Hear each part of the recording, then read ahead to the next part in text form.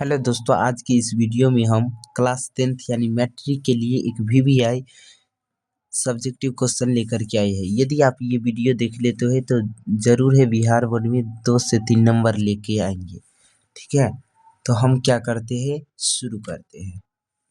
तो देखिए लिखा हुआ है, यदि पाई बराबर 180 डिग्री तो sine square pi by 3 plus में tan square pi by 6 minus में कॉस स्क्वायर पाई बाई 2 का मान निकाले। तो हम क्या करेंगे, सबसे पहले जो दिया गया उसको लिख देते। यहाँ पर लिखा हुआ है, क्या लिखा हुआ है, साइन स्क्वायर पाई बाई 3। तो यहाँ पर लिखेंगे sine square pi by 3 plus में tan square pi by 6 minus है तो माइनस देंगे। लिखा हुआ है कॉस स्क्वायर पाई बाई 2, तो देंगे कॉस स्क्वायर पाई बाई 2।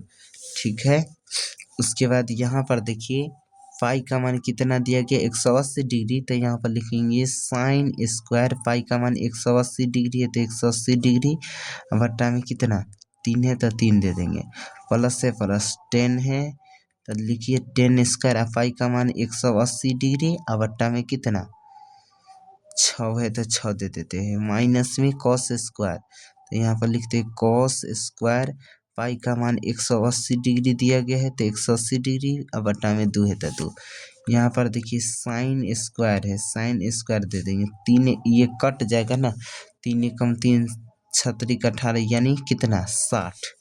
यहाँ पर लिखेंगे साइन स्क्वायर 60 डिग्री। ठीक है, यहाँ पर भी डिग्री दे दीजिए, यहाँ पर भी दे दीजिए। प्लस है तो प्लस टेन स्क्वायर, इसको भी काट देते। 6 एकम 6 छतरी का 18 यानी एगो सुनना पड़ेगा यानी 30 डिग्री।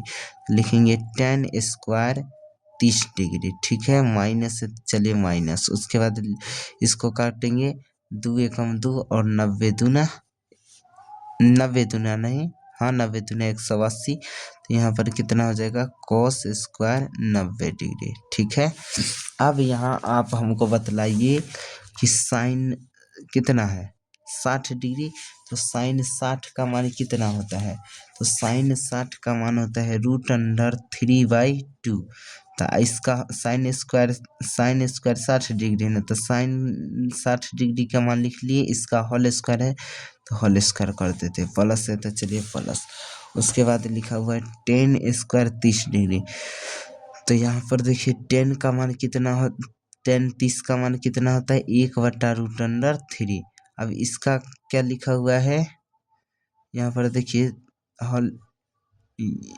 होल स्क्वायर है ना, तो इसका हम क्या करेंगे होल स्क्वायर कर देंगे। ठीक है, माइनस है तो माइनस करेंगे। उसके बाद लिखा हुआ है कॉस स्क्वायर 90 डिग्री। तो कॉस 90 डिग्री का मान कितना होता है, तो कॉस 90 डिग्री का मान 0 होता है। क्या होता है 0, यहाँ पर लिखेंगे 0 का होल स्क्वायर। ठीक है, अब आगे देखिए √3 है। अब कोई भी संख्या रूट में है उसका वर्ग करते तो वो सिर्फ वर्ग से बाहर यानी रूट खत्म हो जाता है उस पर। तो यहाँ पर 3 का रूट में 3 है तो इसका वर्ग करेंगे तो यहाँ पर कितना हो जाएगा, सिर्फ 3 ना बचेगा।